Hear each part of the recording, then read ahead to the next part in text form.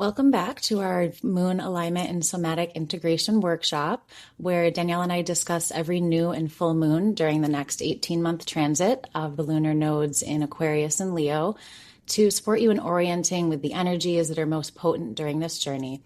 Our goal is to help you create your renewed direction with purpose, intention, and abundance. I'm Alisha, and I'm an intuitive astrologer and alignment coach. I work with clients to use their birth chart as a map of their own energetic wiring alongside current transits to access their personal alchemy. And I'm Danielle, a healer, intuitive, and nursing leader. I offer holistic care, coaching, and mentoring to help clients step into the highest version of themselves. Where Alisha reads the sky, I read the body, and together we help you integrate what each moon is asking of you. So this moon that we have today is really, really potent. On August 28th, we have the Pisces full moon lunar eclipse, and it's really renewing all of the energy that we've been building upon over the last 18 months. This series is about the North Node in Aquarius and the South Node in Leo, but the previous nodal shift that we were in was the North Node in Pisces and the South Node in Virgo. So what this is doing is it's finalizing that North Node in Pisces. It's taking everything that we've been looking at over the last 18 months in that direction, and it's culminating it. So this is the final release point while we launch into the next shift. So it's a really potent window this next couple of days. This whole eclipse portal, I think the energy has been really crazy. Mm-hmm. Could you talk just a little bit about eclipse portals? So the last new moon we had was the solar eclipse, and now this full moon is the lunar eclipse. And what happens in this 2-week eclipse period astrologically? Yeah. So basically, when we're talking about eclipses, what we're noticing is when you think about the path that the moon travels around the earth, and then also the path that the earth travels around the sun, there's a point at each end, north and south, that's what we call the North Node and the South Node. And where that node is traveling through that one zodiac sign. And during that time, when the moon and the sun are in a very specific place, they're at those points, and those create eclipses. They're like a 5-degree angle shift. So they're not exactly on the same path, the earth and the moon.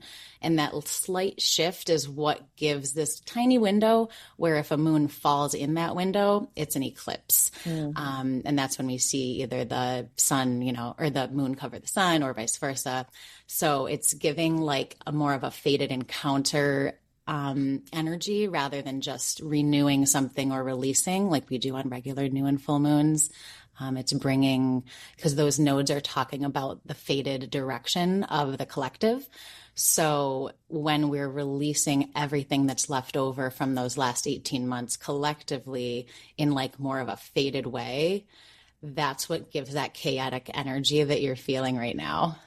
I can feel it. I feel like I haven't slept very well in the last 2 weeks at all. But also I do feel this just like, and I can't put a name to it exactly, but just this energy of like something big is happening, something that probably will change the direction of my life or alter the direction of my life. Like something is stirring and it's really calling me to come along.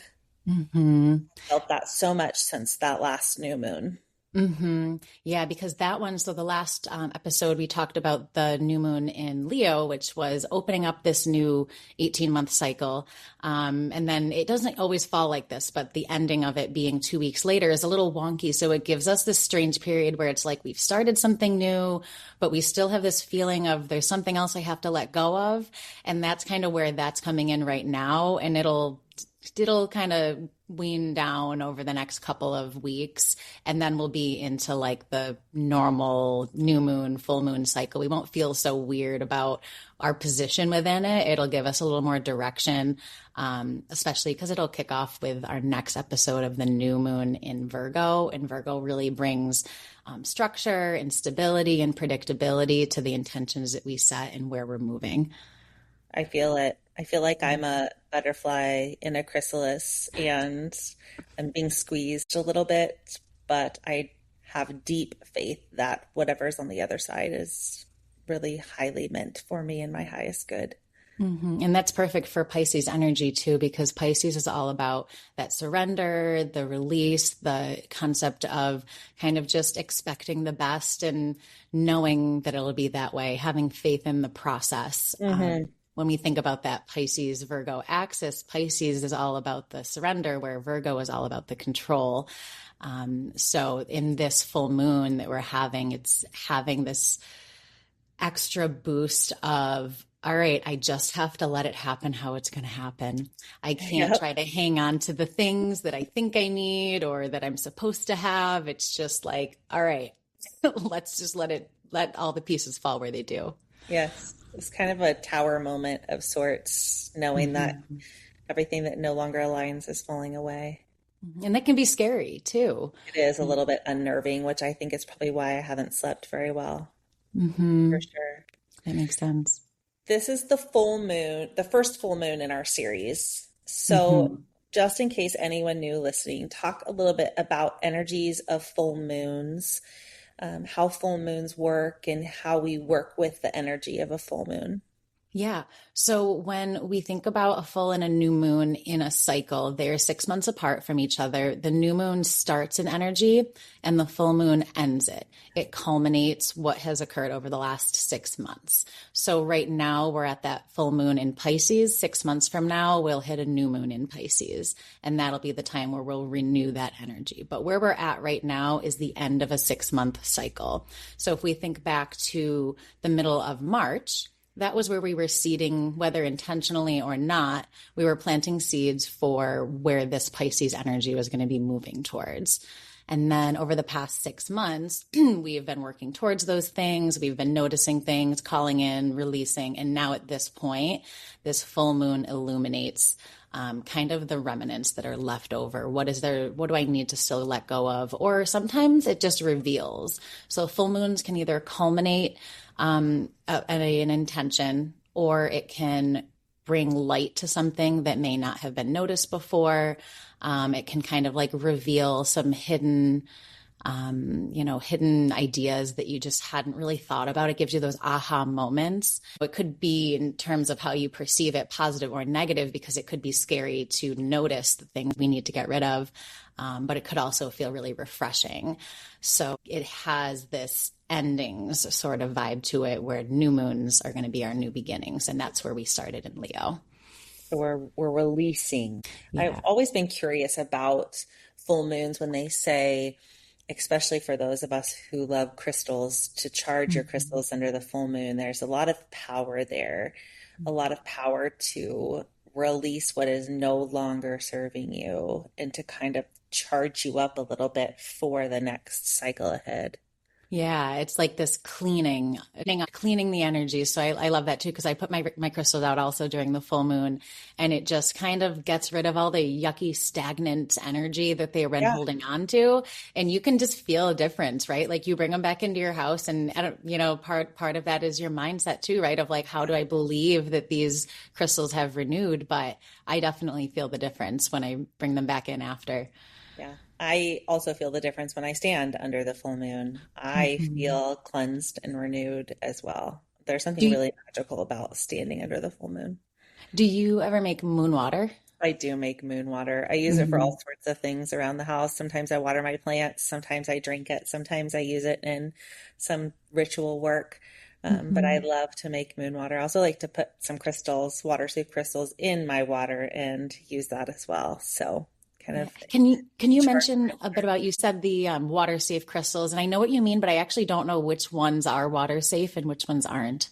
I really stick to quartz because like rose quartz, clear quartz, smoky quartz, I know that those are water safe and I can use those. There are a lot of other water safe crystals, but I have to kind of look them up individually because there are a lot that also aren't, where you could potentially ruin your crystal, but also you wouldn't want to consume the water of any that has a crystal that's not water safe in it. But Hmm. I stick a lot to clear quartz because you can program it to do whatever you want. So it's the universal healer, it's the universal crystal. And so I always program it with whatever intention of whatever I'm working on for that full moon.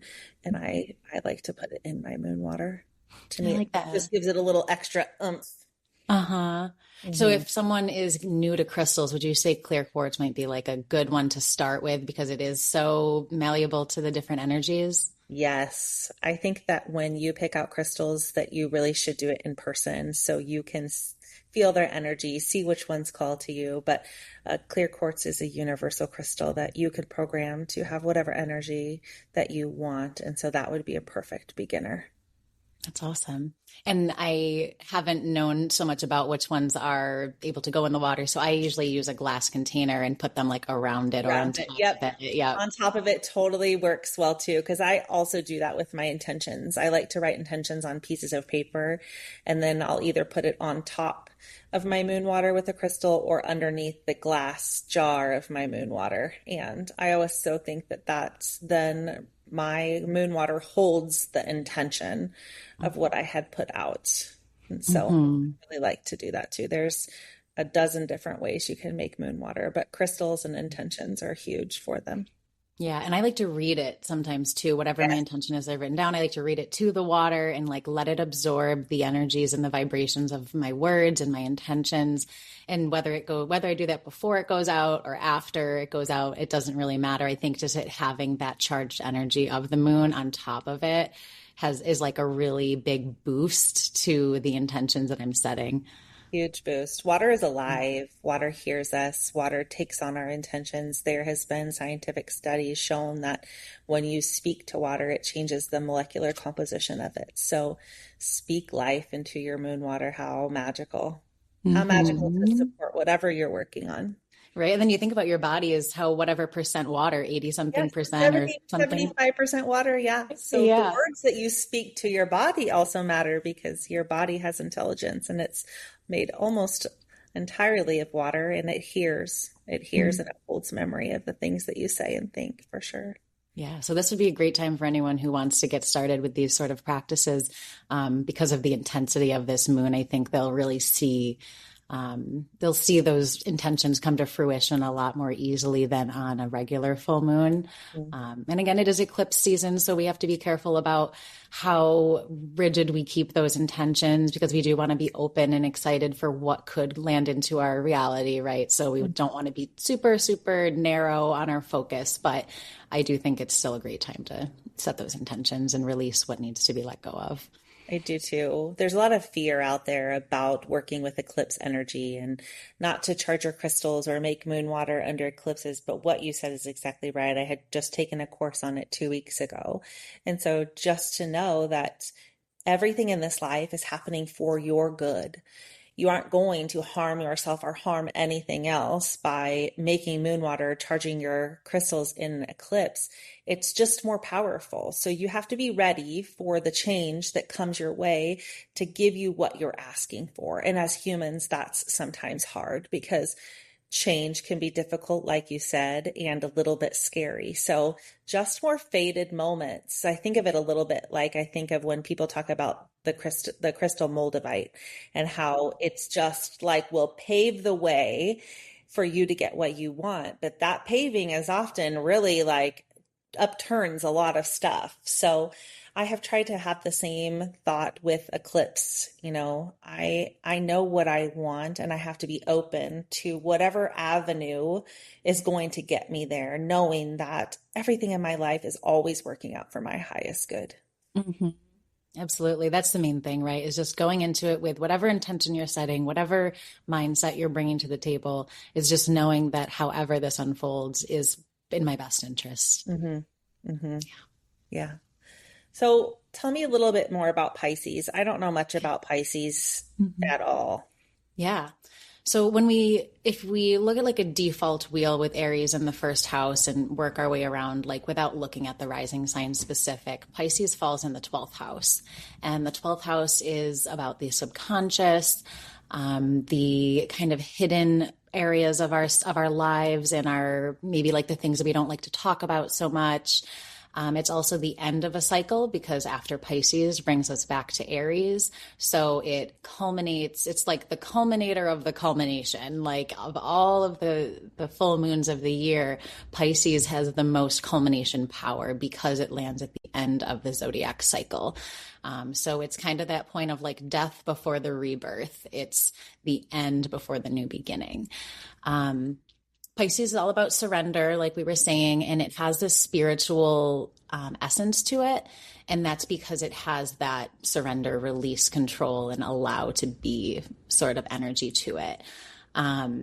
One of the shadows of Pisces that's good to look at and kind of release around this time is any kind of avoidance, because with a boundaryless energy comes the ability to sometimes avoid what's on the other side of that. So a shadow of Pisces is that avoidance. It has this indecisiveness to it, because if it's looking at, oh, everything's going to work out for me the best that it can, and I just surrender control, it has an element of, okay, but I do need to have parameters, right? I need to allow myself to hold boundaries with others. It has this quality of empathy that is, of course, amazing to have, but again, with discernment around, am I being empathetic or am I acting as a martyr to the situation? So when it comes to other people, Pisces tends to not like to hold the boundaries so much. It likes to move more in a vague way of, oh, this feels right, or this feels like the best thing that I could do here, which again is great when it comes to our intuition and when you're really honed into what is in your best interest. But just like anything, having too much of anything on one side or the other can land in that shadow area. So noticing places where you need to take back your power to really choose what's going to happen next and make that decisive action, and then allow for it to unfold as needed. Where is there room for your intuition in those decisive decisions in this energy? Mm-hmm. So if we were to give people a takeaway from today, do you tune in first and know that like you may not be completely certain, but you have a feeling one way or the other, but you're going to have to move in some sort of aligned action? Yeah.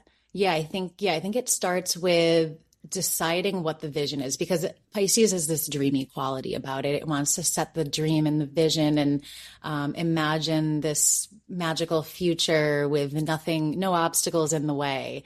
And that's an amazing way to set the vision of kind of like the end result, right? Where do I want to be? What do I want to have? And then from there, honing that into, okay, where am I at right now? What are the circumstances around me right now? And how can I not allow my circumstances to influence my vision? So not being rigid around how it unfolds, but also not allowing what does come into my reality to divert my focus. It has this adaptability to it that's super important to hold when we are on that journey through our vision. But also needing to make sure that just because, if I'm open to new opportunities and like, let's say, we're recording this podcast today and I'm super excited about it and this is in alignment for me. But if I'm just open to anything and someone, calls me out of the blue and says, let's do this, if I give up on, meeting to do the podcast because I've now diverted my attention elsewhere, now I'm not moving this forward. So kind of just having a little bit of discernment around what the boundaries need to be, but not holding them so firmly that you're not allowing yourself to flow into the next thing that's coming to you.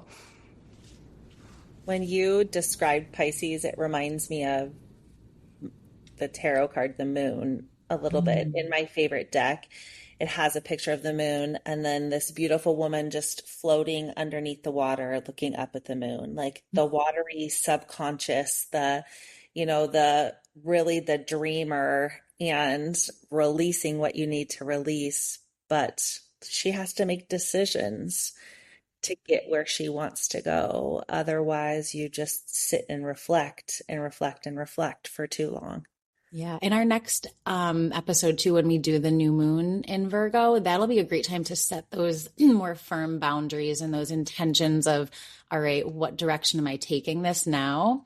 For this full moon, we don't want to set any rigid intentions, but we just want to take this as a reflective period, I think, and then maybe moving into the next 2 weeks where we do take that decisive direction. But it's a great time to bring up to yourself what those things are. Like, where am I being a little bit of a pushover? Where am I letting someone else take control of my dream? Where am I letting the expectations of society decide what I do next? What do I actually want? What feels like it's in alignment with me? And just kind of letting it reveal itself to you because it is that culmination energy. So it's going to be like we're doing a lot of revealing. So if you aren't sure what your dream is, now would be a good time to start to think, what Mhm. do I want? Where do I want to go? Who do I want to be? And just start to contemplate that is what I hear you saying. Yeah, yeah. Because our inner self, right, is who really knows. And Pisces is all about that inner self. So it's really a great time to tune into her and what she's feeling into right now. Noticing the inconsistencies that might be limiting our progress because inconsistency kind of comes with that boundlessness. Mhm. Deciding on something that might have been lingering and you're kind of like, oh, do I do this, do I do that, which direction's best, like maybe making a decision that can help you move forward with the vision because you can either go left or right. And if I want to set a vision and there's a vision to the left and a vision to the right, I need to decide which one I really want to hone in with. Like allowing natural boundaries to emerge. So not setting boundaries from your perception, but just kind of letting it reveal itself to you. Like someone says a certain thing that you've told them over and over really bothers you. And that boundary just revealed itself, right? Like this person said it again. And if you're in that awareness, you can go, oh, that is a boundary that I need to have, rather than deciding it without the catalyst of a situation. Hmm. So fascinating. Hmm. I have loved how these cycles give you an opportunity to look at aspects of yourself in completely different ways or hone in on certain aspects of yourself. So by the time this 18-month cycle is over, truly, will we have looked at deeply into all parts of who we are? Yeah, that's what I love about astrology is that every one of the signs has a piece to it of the bigger picture. If you imagine like your astrology chart, you are technically like right in the center of it. If you just draw a dot in the center of that chart, that's where you are, and all of these energies are existing around you. And they're kind of like projecting in different areas of your life, depending on where that's set up for you and based on your rising sign. So as we lean into these energies, it's almost like I envision if I'm on that dot in the center, I envision myself like moving towards the Pisces one and then back to the center, moving towards the Aries and back to the center, and kind of leaning into each of those energies so that at the end of the cycle, right, we've touched on all of them in an initiating way through the new moons and then also through a release way to make space for the new moon to fill that area with a new intention that's more aligned. So I find it fascinating how the duality of each side of those axes too, like the Pisces Virgo, they're both about control, releasing control and gaining control, and seeing how both of those things show up in our lives. And if you can live your life with intention and direct your energy with intention and make goals and dreams with intention and use your body and use spirit, what you can accomplish in this life is it has no bounds if you get to know yourself and heal those parts of yourself that you have awareness that are holding you back. Absolutely. Yeah. So exciting. It's fascinating too how the body is part of that. And the moon represents the body in astrology. It's the emotional body. It's where we hold traumas. It's where we hold our emotional values and our attachment to things. So using these cycles in alignment with these practices you're sharing with us is such a magical way to not only set the intention, but use the body to integrate them. I'm in a period of my life right now where emotionally and spiritually I'm expanding faster than my body can hold. And so I've had a lot of dysregulation. And so these practices have given me just an amazing opportunity to come back to my body, right? Come back to that part of me that just needs a little assistance in this really dense 3D world that we are living in. Mhm. And just small practices of intention with your body can make a huge difference in your life. Yeah. So Pisces rules our lymphatic system and our feet. Mhm. Is that correct? Yeah. Yeah. So when I was thinking about our lymphatic system and thinking about water and the tides and how when the moon is full, the tide comes in, I have to imagine that the same thing happens in our body with our lymphatic system. And so I thought a little bit about how we can help our lymphatic system move throughout our body. And I thought about our feet a little bit too, because when we are inactive, our lymph system has a hard time moving. That's why it's important to stretch and to exercise and to move your body, because your muscles help that lymphatic system flow throughout your body. Your lymphatic system really helps with detoxification of your body. And so it's important that your lymphatic system moves. And when it's stagnant, then I think your emotions are also stagnant with it, because I think that all the water in our body carries emotions. So we think about clearing what's stagnant in our body, and that Pisces rules the lymphatic system. Dry brushing came to mind. And if you've never heard of dry brushing, it is just a method where you use just a firm bristled brush and you brush your skin, because your lymphatic system lives right under your skin, and you brush your skin up towards your heart in really just kind of quick movements. If you're unsure what it is, watch a YouTube video on lymphatic dry brushing, because that will be a really great visual for you. But dry brushing can be huge for your body in detoxification and releasing that lymph in your system. You start at your feet and you dry brush up to your heart, arms, start at your arms up to your heart.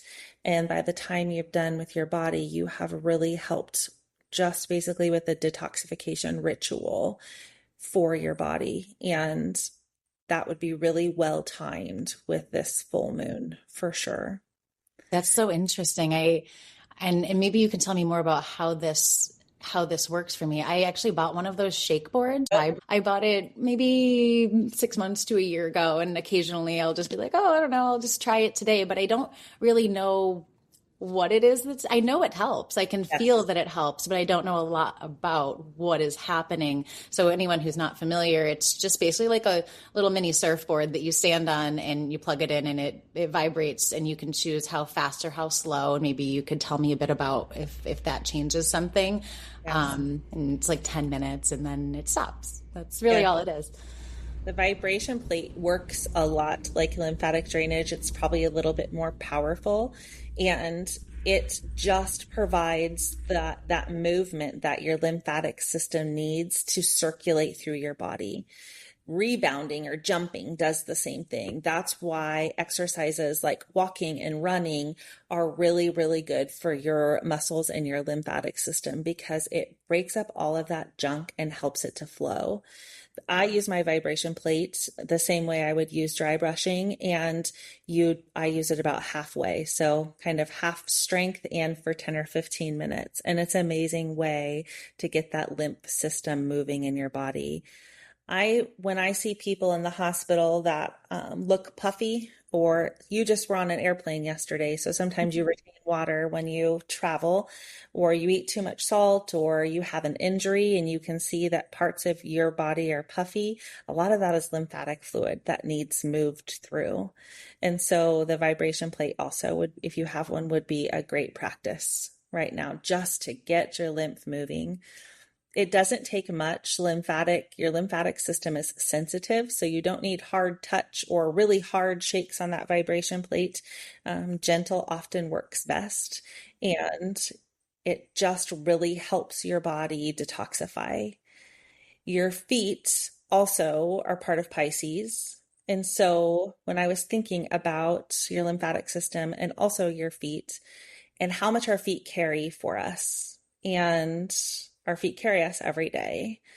And I thought a little bit about reflexology. And if you aren't sure what reflexology is, it's parts on your foot that correspond to different organs in your body. There's also good visuals for that online.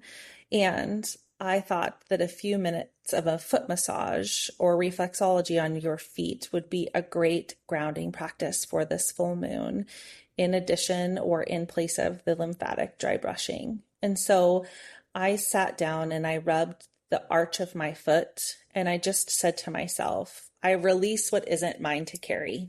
I release losing myself to keep others comfortable. And so our feet carry so much weight and carry us every single day. And so if you can sit down and provide yourself a little bit of love, rub your feet, it corresponds to other organs in your body, and say those release statements. This moon is a clearing moon. You clear your lymph system, clear some limiting thoughts by some foot reflexology massage, and also using your words. And our words are spells, just like we talked about speaking into our water.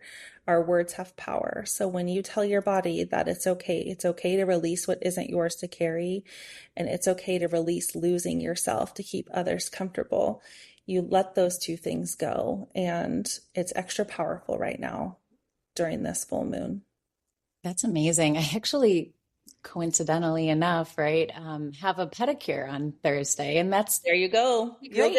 You'll get a foot reflexology massage just through that. Right. Maybe I'll put in my headphones and listen to some, affirmations Yeah. or something like that while I'm getting it done, Yes, it's just to very boost it a little powerful. more. There's a lot to feet and ears. If you go back to Chinese medicine, Mhm. there are maps on our ears and our feet of our entire bodies. And Oh, wow. so we have a lot of meridian points and acupuncture points in our feet and our ears that we can Hmm. use to keep us healthy.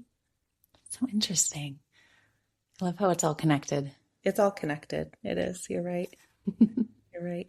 I also just created a EFT tapping script I think we can work through today. And if you haven't heard of EFT tapping, it stands for Emotional Freedom Technique. And we are tapping on certain meridian points in our body to help us release limiting beliefs. That's the short of it. So, because we are releasing, we can release some of these limiting beliefs together. Yeah. Should we work through it? Yeah, let's do it. Okay, so all you have to do if you're listening is follow my voice and repeat after me, and I'll tell you where to tap. You want to do quick, fast, just gentle tapping movements on the area of your body that I tell you to go to, and you repeat your words after me, knowing that you are helping to rewire your brain. Okay, we are going to start on what I call the karate chop point, and that is just the outside of the side of your palm. So take your fingertips and tap the outside side part of your palm and repeat after me. Even though I have let vagueness prevent me from making decisions, I release this pattern and I let precision emerge. Keep tapping. Even though I've confused empathy with martyrdom at times, I choose to feel deeply and still hold my own boundaries. even though my vision hasn't always matched the outcome. I deeply and completely love, honor, and accept myself. And I am willing to adjust. We'll move to the tapping points on our head now. We're going to tap right above our eyebrow. Repeat after me. This vagueness that I've been hiding in. Move to the side of your eye. This indecision, avoiding of a clear choice. Under your eye. The inconsistencies that can be hard to look at. Under your nose. Where my vision hasn't matched the outcome. Your chin. Where I've called it empathy, but it really was martyrdom. Tap on your collarbone. This pattern of dissolving instead of deciding. We're going to tap on your underarm, right under your armpit at your bra line. I've been running on autopilot, avoiding what is real. And I'll move to the top of your head. I see it, I feel it, and I'm ready to release it. Take a deep breath. We'll move into round 2. Back at your eyebrow. I name the inconsistencies that are limiting me. Side of your eye. I make decisions for myself. Under your eye. I let natural boundaries emerge, and I am able to hold them firmly. Under your nose. I notice where my vision hasn't matched the outcome, and I am able to adjust. Chin. I know the difference between empathy and martyrdom. Collarbone. I am safe to decide on my own terms. Underarm. I am clearing space on purpose. Back to the top of your head. I release the vagueness, and I choose to be precise. Take a deep breath. And you can move through this several times if you'd like, just to help embody the energy of this Pisces full moon. Those are beautiful affirmations. I think I'm going to just listen to that while I get my pedicure. Thank you. Thank you so much. That's perfect. In closing, do you want to just review? Let's review what actions people can take these next few weeks to really embody this energy. Yeah, over the next few weeks. And again, we're working towards our concept of self and what we have to bring to the collective with our own unique gifts, right? That's the theme of this whole nodal series. So with that in mind, what can I notice that's inconsistent that might be limiting my progress? That would be one thing to consider.